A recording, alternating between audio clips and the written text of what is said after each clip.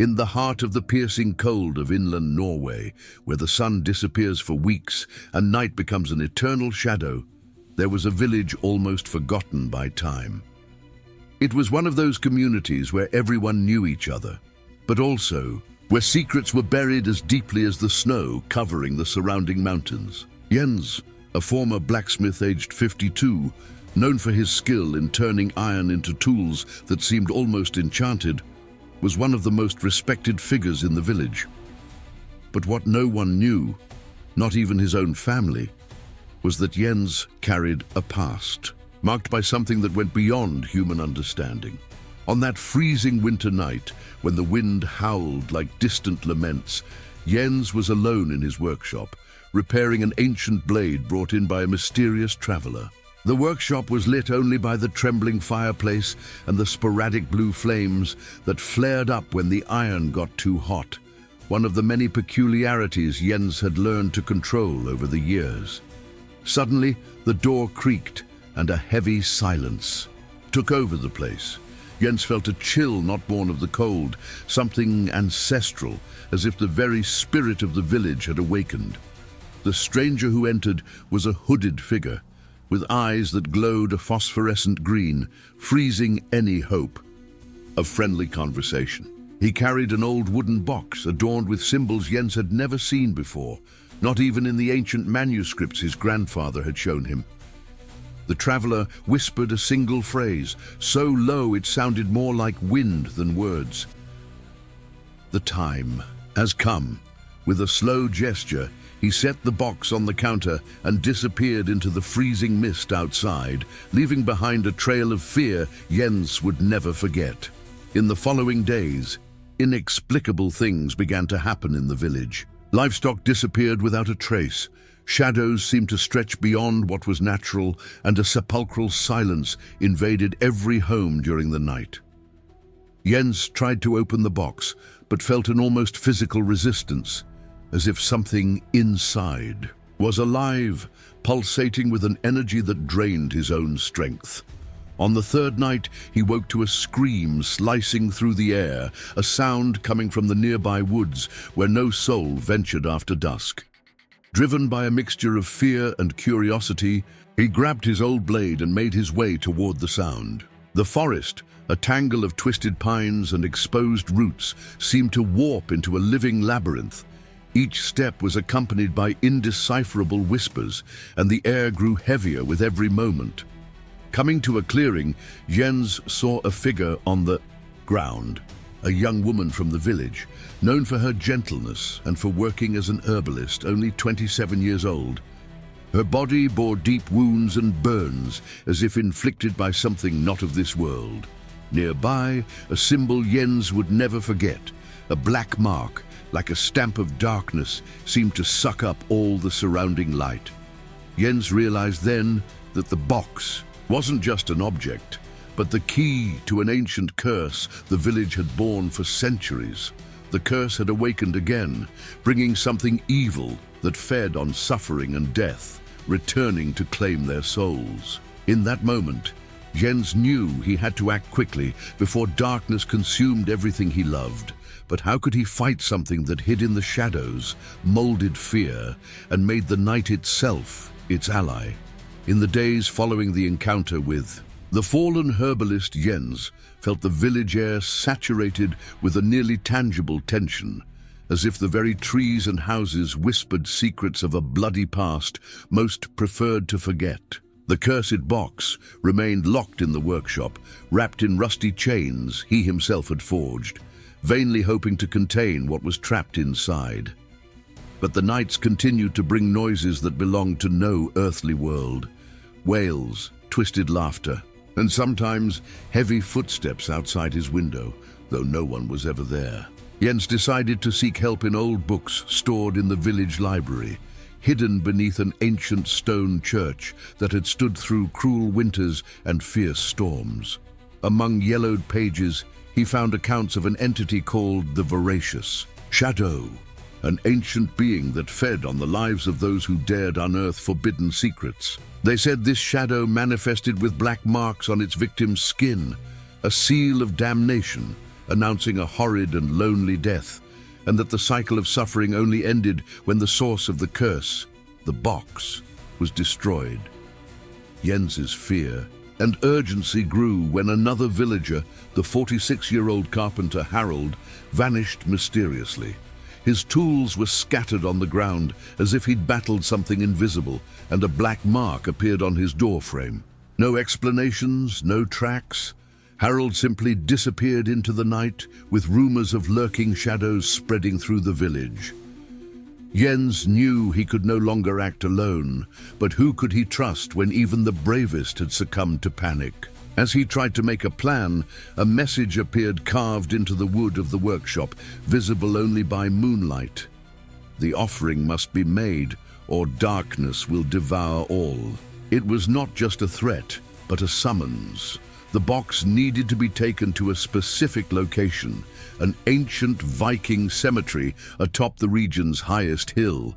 But the journey would be perilous, and darkness already seemed to move to thwart any attempt to interrupt its power. Before leaving, Jens found yet another victim, his own sister Ingrid, a 38-year-old local history teacher, with glazed eyes and skin marked by the same black scars. She could barely speak, mumbling incoherent words about voices promising release. In exchange for sacrifices, the village was sinking into a nightmare from which it seemed impossible to escape, and Jens felt the weight of every lost soul on his shoulders. Now, I want to know about you. If you were in this situation, facing such a dark and relentless force, how would you react? What would you do to survive and protect those you love? Tell us in the comments. Share your theories, your doubts, or even a similar story you've heard. Let's build this community where fear and courage meet, not with that tired like and share talk, but as a real space where your voice matters. And if you're not yet subscribed, come join this journey, because the most intense stories are still to come, and you don't want to miss out. The night Jens decided to take the accursed box to the Viking cemetery was the coldest of the year.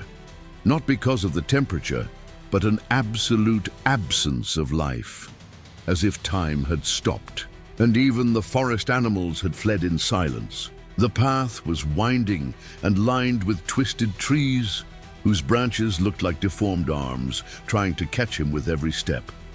There was no moon, only a dense darkness like pitch, whispering insanities into his ear. He took with him only an oil lamp, a rope, and an old axe.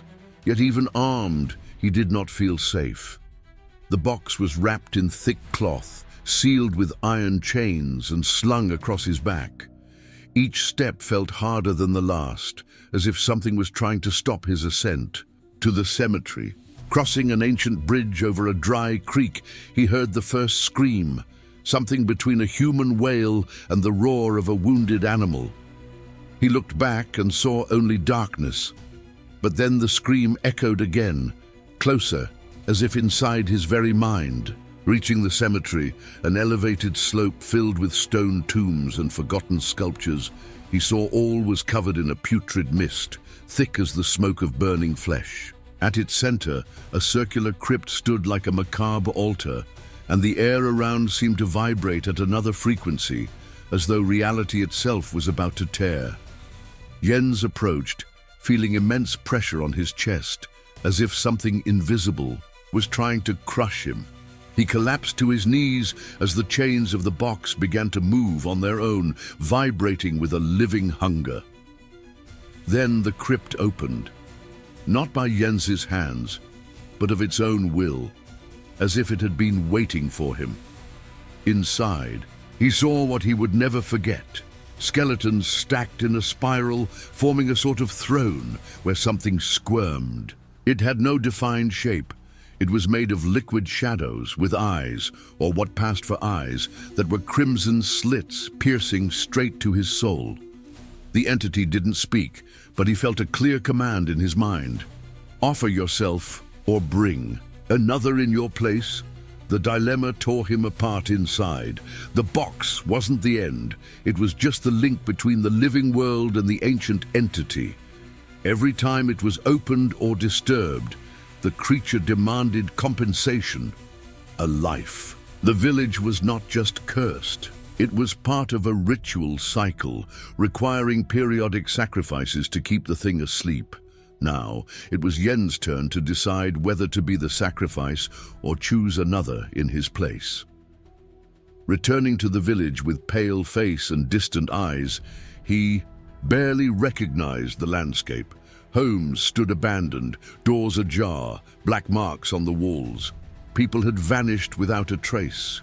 He found only one survivor, a 16-year-old teenager named Yngh'tha, locked in a cellar, starving and terrified.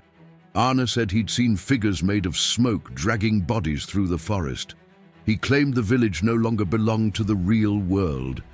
Jens knew time was running out. The creature had marked him. A symbol began to appear on his own arm, darkening the skin like living rust. He started having visions, waking in the night drenched in sweat and with bloodshot eyes.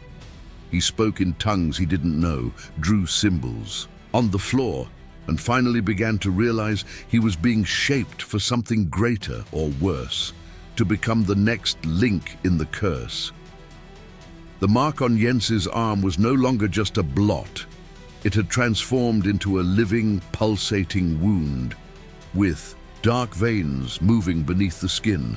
Each day, he felt less in control, as if an invisible presence was taking over his mind, contaminating his will. Orni, the boy, noticed the change but didn't leave. He was the only one holding onto a shred of humanity in that god-forsaken place. The next night, a violent thunderclap woke them both. The sky was burning red, as if on fire. Green lightning laced the clouds, and the ground trembled beneath their feet. Jens ran outside and saw something impossible to explain. A wall of shadow had risen around the village, as if something wanted to trap them inside. On the ground, archaic symbols glowed with a purple light, and from their centers, grotesque beings emerged, not of flesh, but of lament and hatred. Twisted specters, with partially melted human faces and eyes shaking like black flames. These entities started haunting the village, entering empty houses and screaming names no one remembered. Jens and Yngh'tha hid in the basement of the old church, now in ruins, where they discovered records revealing the origin of the curse. In stained, almost illegible pages was the account of a man named Bastian Olsrud, a hermit living there over 2 centuries before. Bastian spoke of an artifact brought from the sea by cursed traders, a box, the same now in Jens' possession, sealing away an entity known as Yngh'tha, a creature from the space between worlds, according to the writings. Bastian had tried to destroy the box and failed. His last words, recorded in a bloodied diary, were a warning. Whoever looks upon Yngh'tha is never the same. Whoever hears its voice carries the burden of a cursed existence. Jens understood then that what he faced was no mere legend. It was a cosmic entity, older than humanity itself. Something that lives between thoughts, in flaws in reality, in those moments when time stumbles. And the box? It was only an anchor. Yngh'tha's true presence was already among them. In the days that followed, the village turned to utter horror. The dead rose not as zombies, but returning for only seconds, shrouded in thick mist, always to shout disjointed phrases before dissolving into ash. Jens's mother, dead for years, appeared before him and whispered, "You brought us back." Why? It shattered him inside. Yngh'tha began hearing voices in his head, voices that screamed, wept, begged. One night he tried to drive a nail into his own ear to silence them. Jens stopped him, but the boy was never the same after. He talked to things that weren't there, staring at empty corners as if seeing the unseen. The village was doomed. Jens began to understand that only by reenacting the sealing ritual, a ritual described in Bastian's diary, could the cycle be broken. But the price was high. The ritual required pure blood. Yngh'tha was the only innocent left. And Jens faced the same choice that destroyed his predecessors. He hesitated. The boy was the last spark of light in that hell. But time was running out. One night, Arne disappeared. In his place, a single page had been left, a hand-drawn sketch of Jens surrounded by shadows, with empty eyes, bleeding from the mouth. In the background, the entity smiled with endless teeth. If you've made it this far, it's because something inside you feels the weight of these stories. And maybe, deep down, you've lived something no one would ever believe if you told them. So subscribe now to the channel. Not just that, tell us in the comments, what's the most bizarre or disturbing dream you've ever had? The one you've never managed to forget. It's your moment to share with someone who understands. And get ready, because what comes next is even darker. Jens spent the night searching for Arne. Every house was a mausoleum of memories and death. Spectral screams no longer frightened, but weakened the mind, like a torture of echoes and guilt. At dawn, he found a trail of blood in the snow leading to the old barn of Rurik, the dog breeder who'd gone missing weeks earlier. The door was chained shut, covered in symbols carved by knife in the wood, as if someone had tried to contain something inside, or protect it from what was outside. Jens forced the door, nearly vomiting from the stench. Inside, Arne was chained, in a trance, his eyes completely white, muttering in a tongue that didn't exist, surrounded by perfectly arranged circles of human bones like a nightmare clock. Carved on the boy's chest, the same rune from the box glowed bright red, a fresh wound that would never heal. The entity now spoke through Arne, in a voice that mixed innocence and rage. It said, Jens was chosen not by chance, but by blood. Jens's lineage descended from Bastian, the man who once tried to seal Yngh'tha. This was not a repetition, but a cycle. Each generation, one descendant of the original guardian would be tested. Some failed, sealing their fate with madness or suicide. Others disappeared. Jens couldn't accept it. He yelled that he didn't want to be part of this, just wanted to leave, to start life over. But everything around him was already corrupt. The sky never changed. Time had stopped. The village existed now in a rift, a liminal space where past, present, and future mixed in a vortex of pain and death. Then he saw the others. The missing villagers. Ingrid, the dance teacher. Pavel, the old fisherman. Even Elias from the general store. All were there, standing around the barn, but not alive. Their bodies were shriveled, eyes sewn shut, and mouths open, as if in silent screams. Each held a fragment of the box, as if they were silent guardians of the secret Jens needed to unravel. Jens understood he faced a choice. He could redo the ritual, gather the fragments of the box, and perform the sacrifice at the original altar, a huge stone in the petrified forest that never saw snow. But another option existed. Fully open the box, release Yngh'tha once and for all, and let its power spread beyond the village, breaking the cycle. A choice between containing the horror for another generation or unleashing it irreversibly. Deep inside, Jens already knew what he would do. Even so, a part of him resisted, hoping for a third path, something to save Arne and himself. He spent the night gathering the fragments, facing visions of those he loved most. Each fragment brought him into a distorted memory, as if happy moments had been turned into grotesque nightmares. Childhood, first kiss, last talk with his father before the accident, all twisted, all contaminated. The true torture, not physical pain, but the erosion of identity. Jens no longer knew who he was. By the end of the dawn, with all 4 pieces assembled, he returned to the barn. Arne was silent, trembling, covered in blood. Jens knew there was no more time.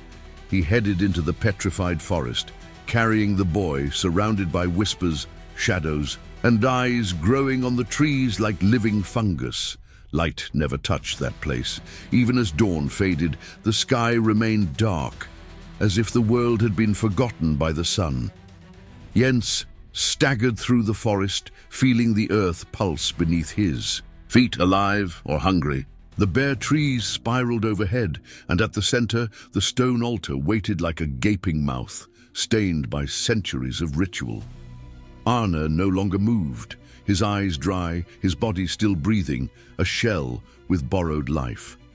Jens laid his brother on the stone and fitted the box together from its 4 pieces. As they joined, the box whispered, not words, but images, showing him every possible future. A world where Yngh'tha was freed, turning men into soulless thralls. One where the village was destroyed to contain the evil. Another where the curse simply crawled forward, awaiting the next descendant. But there was also a path no one had tried. The sacrifice needn't be another's pure blood. The seal could be completed only with total self-renunciation, by surrendering one's own self. If Jens accepted, he would become part of the box, not dead, but eternally awake. A consciousness trapped within the box's dimensional labyrinth, maintaining the seal's limits forever. He would be a guardian, but would never again see the sun, or Arne's face, or feel any human sensation. Silently weeping, Jens accepted. He pressed the fragments to his chest, where the mark seared his flesh. The altar vibrated, cracking the earth. The sky split into red veins like those of a gigantic eye. The voices ceased. Arne drew a deep breath and fell into a peaceful sleep, cleansed of the being's influence. For an instant, time moved again. When Jens was sealed inside the box, everything froze in absolute silence. The trees fell like ash. The ghostly bodies dissolved into light. Now the box pulsed low, like the heart of a sleeping giant. Where the altar once stood, there was only a mossy field stained red. Arne was found days later by a rescue team from a neighboring city. He was weak, dehydrated, traumatized, but alive. No one could explain how he survived the freezing cold with no suitable clothing, nor why all GPS units malfunctioned when they tried to map the area. The village of Lontfjell vanished from records. It no longer appeared on maps nor satellites. Some swore it never even existed. Arne was institutionalized. For years, he did not speak a word. Then one day at 16, he drew a box in a notebook, identical to the one his brother sealed. He wrote only one sentence, jagged letters as though writing for the first time. He still hears me. Today, Arne lives in isolation in a psychiatric wing in Norway. His drawings grow ever more complex, structures resembling maps, formulas, symbols no one recognizes. And always, in every corner of each page, there are eyes, thousands. Many say he's only a trauma survivor. Others believe the entity was never truly contained, only made to sleep, and that someday it will open its eyes once more. Do you believe in coincidences? Or do you think there are places where time and reality are just thin layers, hiding something far older? If you've made it this far, take a deep breath. Few stories grab us from the inside like this. This kind of tale touches what we hide most. It presses against what we don't want to believe could be real. But what if it is? If this script has held you, made you shudder or think for a moment, I invite you to subscribe to the Pavonet channel. This is a space for those willing to face the darker side of existence, without fear, but with respect for the inexplicable. Leave your comment. What did you learn from this story? Have you ever seen or experienced anything impossible to explain? Share it with us. This community grows with every brave voice that tells what they've lived. And if you like this style of dense, realistic, terrifying narrative, stick around, because at Pavonet, fear is just the beginning. See you in the next horror.